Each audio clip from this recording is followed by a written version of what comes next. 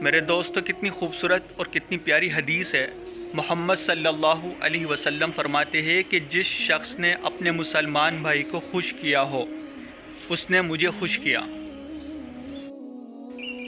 کتنی خوبصورت حدیث اور کتنی پیاری حدیث ہے۔ محمد صلی اللہ علیہ وسلم فرماتے ہیں کہ جو شخص اللہ کے خوف سے رویا ہو وہ جہنم میں داخل نہیں ہوگا۔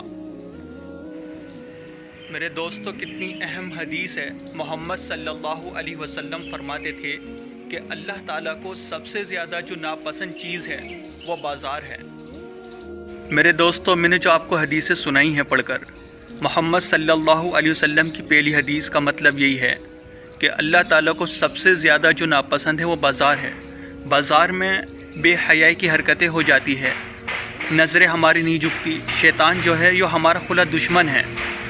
شیطان نہیں چاہتا کہ ہم سیدھا راستہ پکڑیں، اور جب ہم بازار میں داخل ہوتے ہیں تو ہمیں اس چیز کا خیال رکھنا چاہیے کہ چوتھا کلمہ ضرور پڑھنا چاہیے، کیونکہ میں نے مولانا سے سنا ہے کہ جو شخص بازار میں قدم رکھتے ہی چوتھا کلمہ نہ پڑھے وہ فاحشہ عورت سے بدتر ہے۔ تو اس چیز کا خیال رکھے کہ جب ہم بازار جائیں تو چوتھا کلمہ پڑھے اور اپنی نظروں کی حفاظت کرے، کیونکہ اللہ تعالیٰ کو ناپسند ہے وہ جگہ۔ اس لیے ہمیں اس چیز کا خیال رکھنا چاہیے کہ ہم چوتھا کلمہ کا بازار میں ضرور ورد کریں۔ اور دوسری حدیث کا مطلب یہی ہے کہ جو شخص یا مسلمان یا ایمان والا اللہ کے خوف سے رویا ہو اللہ تعالیٰ اسے جہنم میں داخل نہیں کرے گا۔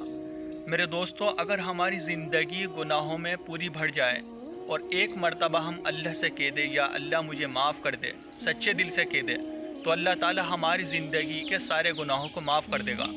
اللہ تعالیٰ نے خود فرمایا۔ اس لیے ہمیں اللہ سے معافی مانگنی چاہیے، چھوٹے بڑے گناہوں کی، صغیرہ گناہوں کی، کبیرہ گناہوں کی۔ کبیرہ گناہ بنا توبہ کے معاف نہیں ہوتا۔ یہ حقیقت ہے کہ اللہ تعالیٰ ایک آنسو کے بدلے پوری زندگی کے گناہوں کو مٹانے پر قادر ہیں۔ اور تیسری حدیث کا مطلب یہی ہے میرے دوستوں کہ جو شخص کسی مسلمان کو خوش کرتا ہے اللہ خوش ہوتا ہے اور اللہ کے نبی خوش ہوتے ہیں۔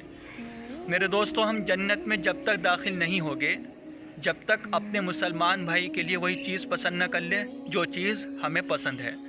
تو ہمیں اس چیز کا خیال رکھنا چاہیے کہ جو چیز ہم کھاتے ہیں وہی اپنا مسلمان بھائی کھائے، جو چیز ہم پہنتے ہیں وہی چیز ہمارا مسلمان بھائی پہنے۔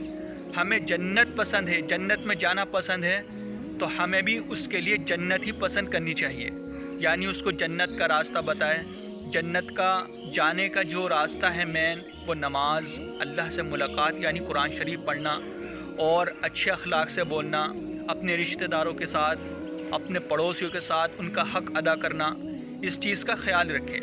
جنت میں جانے کے لیے ایمان کا ہونا شرط ہے، اور جہنم سے بچنے کے لیے بھی ایمان کا ہونا شرط ہے۔